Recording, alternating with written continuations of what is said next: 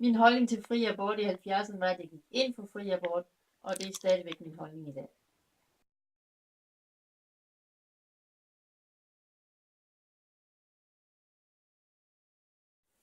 Jeg kan kun huske, at det var fremme i medierne, hvor man diskuterede og snakkede om holdninger og så videre til fri abort.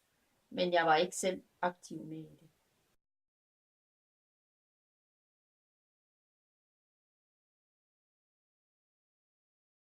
Jeg tror, det blev lovliggjort med fri abort i 70'erne, blandt andet fordi at mange unge piger fik det gjort ved, ja, vi kaldte dem vel egentlig kvaksalver, nogen som udførte det, og som måske ikke helt havde den faglige uddannelse til at gøre det. Og derved var der også mange, der fik det gjort, og på en måde, så de enten blev syge bagefter, eller måske blev så sterile, at de ikke kunne blive gravide igen. Samtidig så var der også mange unge piger, hvis de ikke fik fri abort, eller hvis de fik deres børn, så fik de dem i en meget ung alder, og det hindrede dem måske i at få den uddannelse, som de gerne ville have.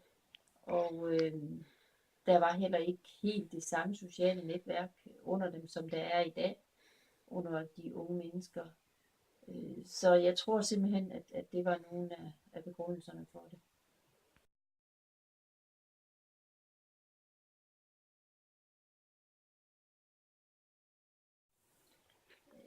I midten af 70'erne vidste jeg godt, hvad fri abort var, men som sagt, tidligere var det ikke noget, jeg på nogen måder aktivt var med i eller inde under. Ja.